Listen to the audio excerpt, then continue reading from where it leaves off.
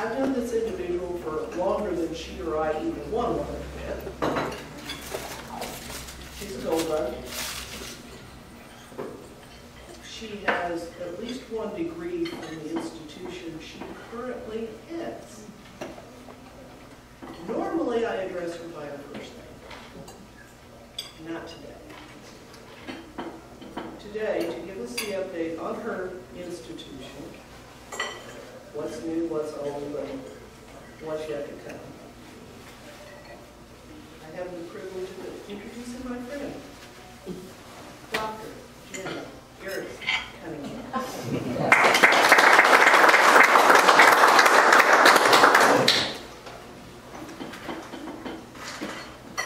What I didn't tell you is we used to ride the bus together she was a lot closer to town than I was. I was about 20 miles northwest when I rode the bus. In fact, I got on a little tiny bus that Dwight Little used to drive, and then we changed buses at a corner on the way in, and Bus Raider was our bus driver. So that was the one that picked me up. Yeah, icons in the from the past, certainly. Thank you, Ida. I usually do an update in the fall. Nobody called me. So I thought, well, maybe they're tired of those. But thank goodness Ida called, and we're doing one for the spring. Just a brief update. Lots of items, no particular order. I just want to start by saying I think Northwestern is still a great value in higher education. Just some tidbits there. Approximately half of our students graduate with no debt whatsoever. And that in this day and age is an accomplishment right there. Our total cost of attendance, and that would be tuition, room, board, books, etc., is among the lowest in the region. Part of that is our low room and board costs. We have older dormitories, they're paid for, but that allows us to provide room and board at a pretty low cost amount. We have 4 nationally accredited programs. You're probably aware of most of those. Nursing, of course, probably the one that is in the spotlight the most in this day and age. But education, of course, is where we started as a normal school. Business, and then social work. Social work has become a good niche program for us because there are not very many accredited social work programs in the state. I believe there are 5, so it's not a program that every regional and research institutions have. Dr. Kylene Reeder has been really good, has built up a great relationship with OU, and so our students have automatic admission into the MSW program at OU, and we share in some grant funds and so on with OU. Everyone's always interested in enrollment, so let's talk a little bit about that.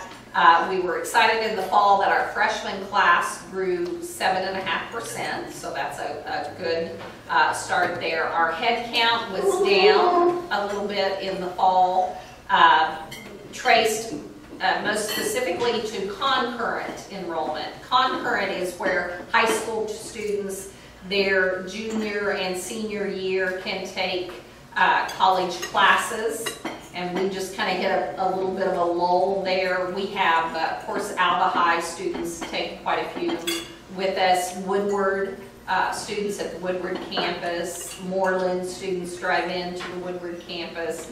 Sometimes we have students drive from Cherokee, Burlington, and so on. So that was the reason for the head count decrease.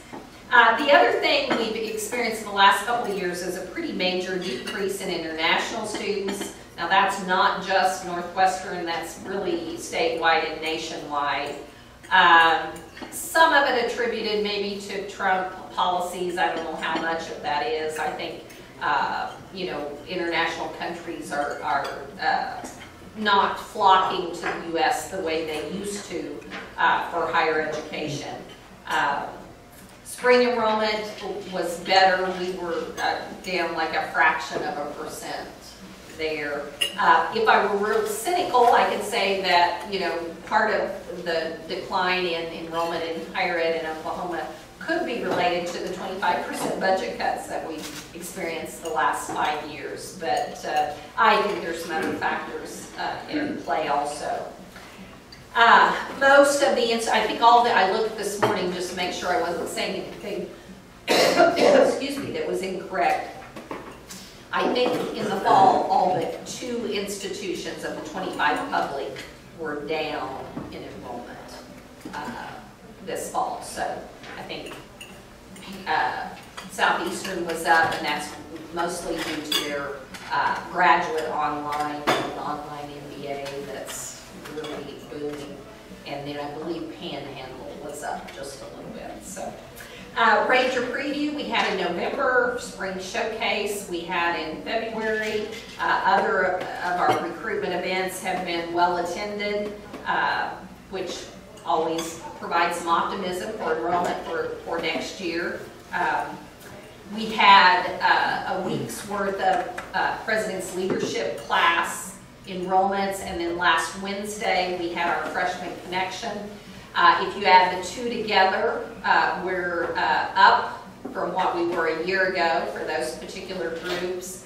I think our PLC, I think the average ACT is 27.5, so those 15 students, very good. I have not met them yet, so always interesting to meet them. I know we have a couple of 32 ACTs in that group, so excited about that. We do a lot of our recruiting, you know, it used to be all mail out or visits to the schools, and we still certainly do that, but a lot of it is digital through Twitter and, you know, Facebook, and that the students are on their devices 24/7, so you got to be able to you know, talk with them where they're at, and that's not opening snail mail anymore. In the academic area, just a couple of things. One really new thing that happened this fall, we have signed an articulation agreement with OSU, their Center for Health Sciences, which is in Tulsa, a 3+1 articulation agreement. And what that does for our students, we have quite a few College of Medicine students at OSU right now, some that have been in my President's Leadership classes in the past. They are guaranteed an interview with the selection committee, so that's a pretty positive thing that's guaranteed by signing up for the program. And if they're accepted, they complete 3 years at Northwestern, then transfer to OSU College of Medicine for the 4th year of study. When they're finished with that 4th year, it articulates back, they graduate with a baccalaureate degree from us, but they've got that 1st year of medical school completed. So kind of streamlines that process a little bit, and we have some students certainly who are interested in that, so that was exciting. Nursing, our new doctoral program, which I'm sure all of you have heard about, continues to draw attention to the institution. Our 2nd class entered last fall. There are currently 46 students that are enrolled in the 2 classes, and we're just in process of selecting the 3rd class. As you might have imagined, no shortage of applicants for that. And if our 1st year class, if they went full-time, some do, some don't. It kind of depends on their work schedule, because these are working adults for the most part. We could graduate, I think, as many as 10 next May. So that will be and that will certainly be a historic event for Northwestern. Question? Just a couple questions, and maybe it's been out there and I haven't seen it.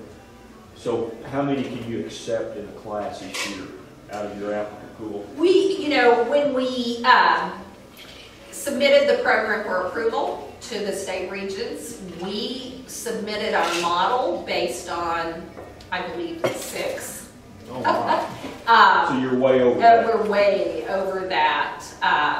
And it is more of a preceptor program rather than a clinical program, so it's a little easier to accommodate more. And of course, the majority of it is online, so we have some real potential there. We think, What would you like it to be? we would like it to be in that 20 to 25 range per class. And if you're full-time, it's a 3-year program. So. Was the first year that you said you could graduate 10? Yes. Is that first year class that small, or is No, it? there's about 20 in that first class, but some of them chose to go part-time, so they'll stretch it out.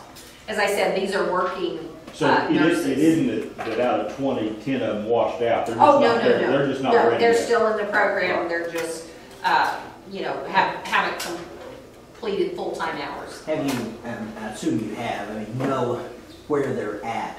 Are there potential area people that's going to be here, or? Well, for example, all of you know Kim Treacle. Yeah. She's in our program. The Kirk Treacle, the fire chief's wife, she was our BSN student for us and is in the program. Several that work at Enid, either in the St. Mary's or Integris. Carrie, her name's Schombacher now from Cherokee, I think is in the program. She's one that's a little more part-time. But we have students that were graduates of BSN from OU. Most of our students right now are in-state, but we think there's certainly potential for out-of-state candidates too. Again, because of our cost. And where the OSU students in Ospathic School, their mission statement is supposedly to rural. Is that the mission statement for yours, or yes, do you have? we have an emphasis in rural healthcare, and I'll mention something about that just in a minute too, because that is the focus, and that's how we proposed it to the state regions. And really, that is nothing short of miraculous, the way we were able to propose and get that program through the process. The state regions worked with us. I met with each one of them individually, and Regent Ron White, who is a heart doctor in the city, a cardiologist, was very instrumental in helping us move that forward because the need is so great. Just going along with that line, something that you may have seen in the newspaper is that we have now named, this will be our first named program, our Division of Nursing and our doctoral program are both named. We have the Charles Morton Shared Trust Division of Nursing and the Wisdom Family Foundation doctoral program in rural nursing practice. So there's where that focus even comes into the title. And really to honor the great contributions of those two organizations. But for them, we would not have the doctorate of nursing. So we're very excited about that. And that's not unusual for schools to name programs. We just have not ever taken that opportunity to do that. Fine arts. Anybody see the musical? Okay, very good. If you didn't see it, you missed a great, 3 great performances this past weekend, Thursday and Friday evening and Saturday afternoon. It was just really well done. It's an old musical, if I can get the title right, the Joseph and the Amazing Technicolor Dreamcoat. What, early 70s, Todd? Yeah, you kind of dated me, but yeah. Well, I'm older than you, so. It was exceptional. It was soup to nuts, had everything, and the children's part of it was phenomenal. They were so good. I loved watching the 4th and 5th graders. The students did a great job, and the graduate students did a great job. It was a spectacular performance. Yeah. My daughter and granddaughter, grandson, his grandson who's 4, he kept asking his mom, we sat pretty close to the front, Mom, when do I get to go up on stage? He was ready to go participate. But, you know, what I thought was very encouraging too is some of the leads were freshmen. We have a young man from the Kiowa area that kind of was recruited to Northwestern from his music teacher, who is a graduate of Northwestern, Nacy, I guess I'll think of her as Nacy Lugelmeyer, but Nacy Sutter, and Joseph Bowden, or Bowden is his name, and he's very good. The goal is to do a musical a year. Kids like to do musicals, so they're very expensive to do when you buy the rights, and the costuming is always more involved than other types of plays, but we would really like to continue that. And a great thing, because of some generous private giving, we are in the process of hiring a second theater position, which will help make that more feasible.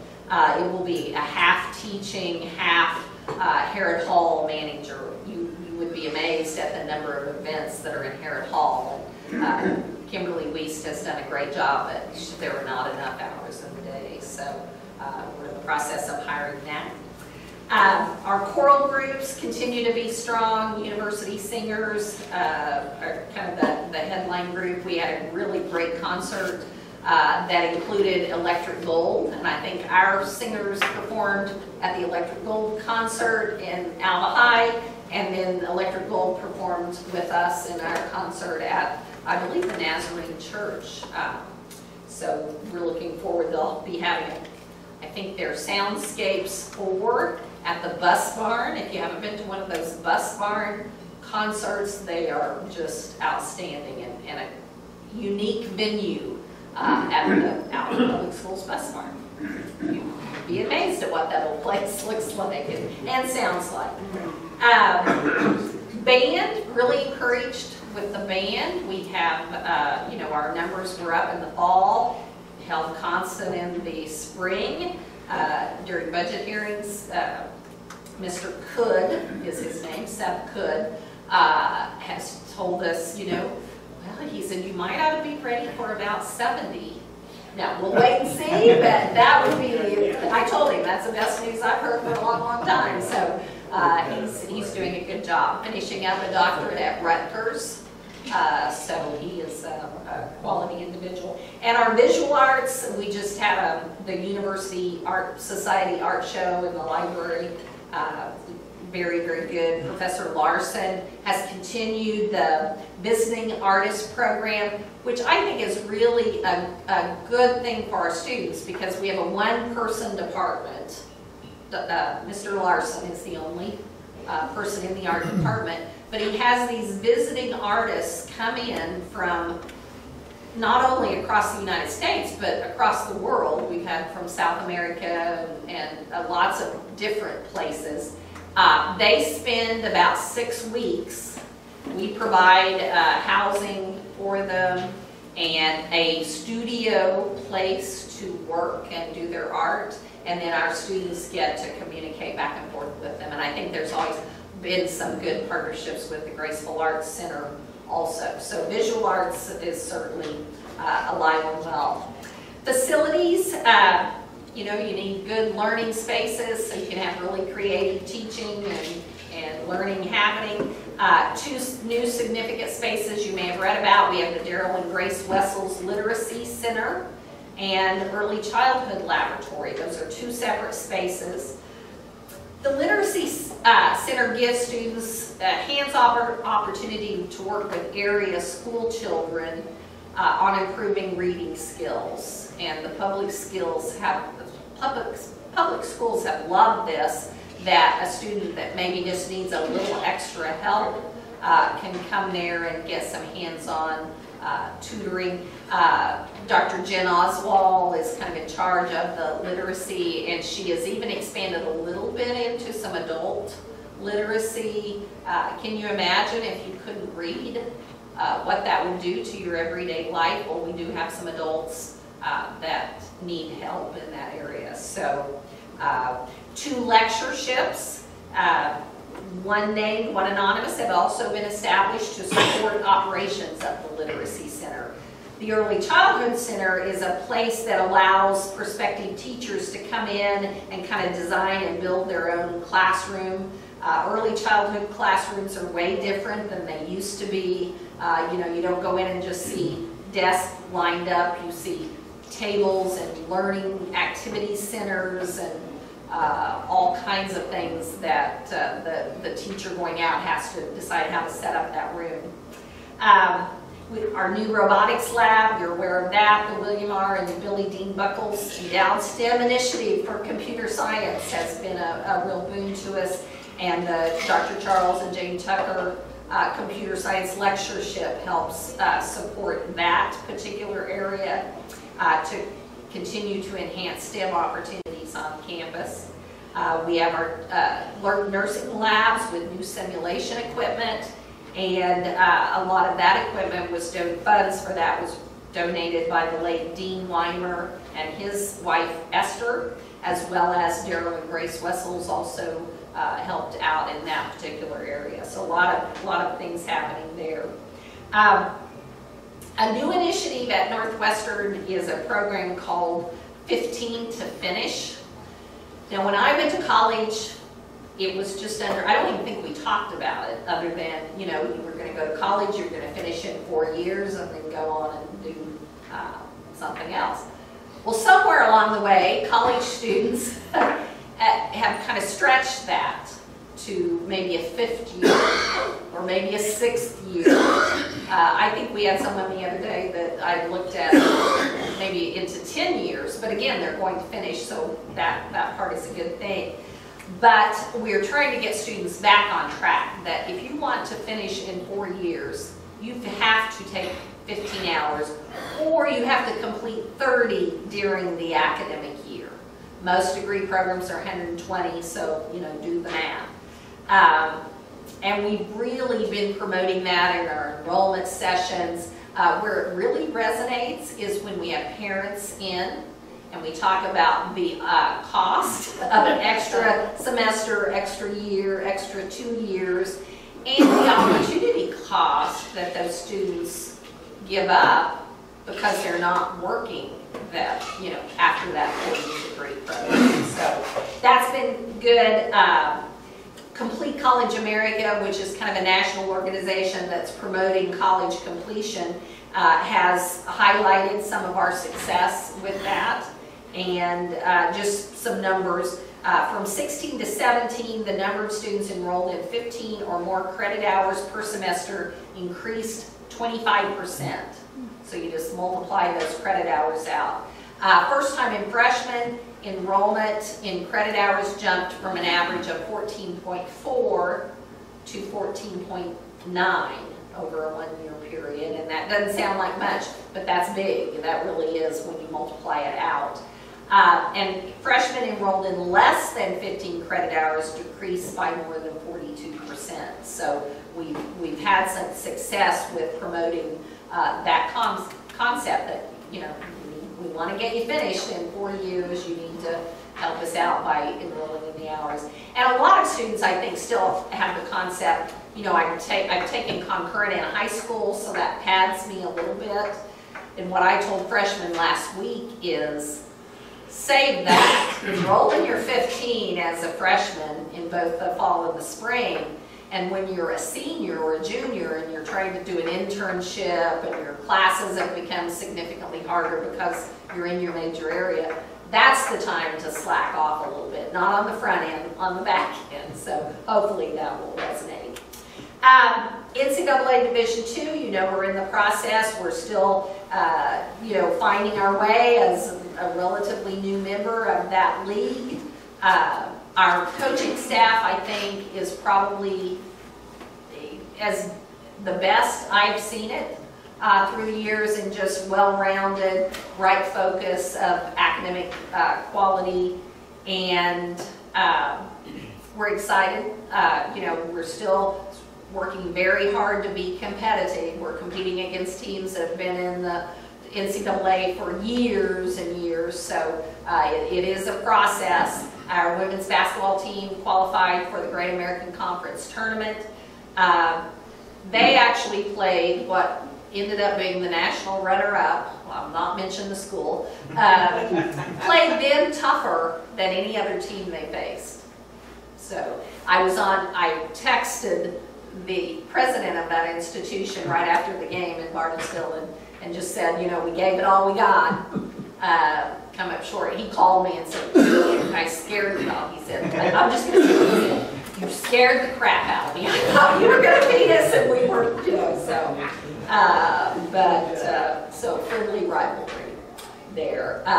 Volleyball team qualified for postseason tournament. I think our baseball team is still in the hunt. Women's track is so exciting.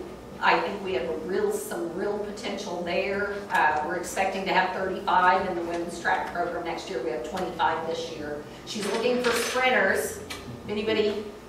I guess I had any eligibility for women's track? I didn't have it in high school, forget that. We had 4 young ladies in from Del City this week who are sprinters. Usually you get the sprinters and not the throwers. We have all kinds of hammer throw, javelin that are doing very, very well, but we're looking for some more sprinters. So, gosh, I could go on and on, but I have a feeling.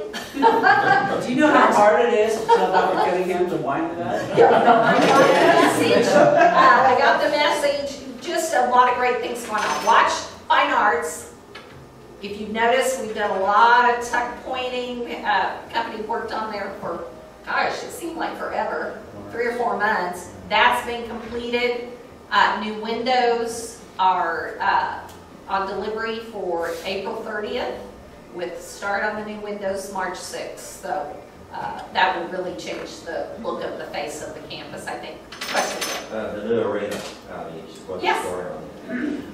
Well, I am part of the authority, part of the committee. You know, we have a 7-member authority with kind of a Northwestern person, a county commissioner person, a city council person, and then 4 other members, I guess a tourism board member, shared trust representatives, and Glass Family Foundation representatives. We are moving forward. I, in fact, spent a half day this week in meetings with architect and construction manager. So we're close to the point of deciding if for sure this can happen. Todd, you want to jump in there anywhere? You did a great job. You know, I've talked to this group many times about it, and it is closer to fruition than you can even imagine. Dr. Cunningham and her design committee have spent countless hours, and I'm talking hundreds of hours, on designs and processes, and it's going to happen. You know, there is no question it's going to happen as early as late summer. What about the TIF financing? Is that going to happen? Everything's TIF financing is in place. We're looking into financing right now. Probably a 2-stage process where we would have a portion of the financing in place, and then secondary that would rely on some income-based financing that we hope to make work, and we hope that it can be tax-free, tax-exempt for those of you who might be looking for investments. We'll be certainly looking for local financing as well. So we're down to the short hairs of figuring out exactly what we're going to do and how we're going to do it. It's been a long process, but very thoughtful. Very long, and the process morphed, I think, would be a slight way to say it over what we originally thought, but going to be a landmark and a game changer for Northwest Oklahoma. Renderings are impressive. Yeah. And when we get it built and you love it, I was part of the design committee. If there's anything that you don't like, Darren Slater and Mike Hood will take responsibility for that. So we'll go from there. Thank you. Dr. Cunningham.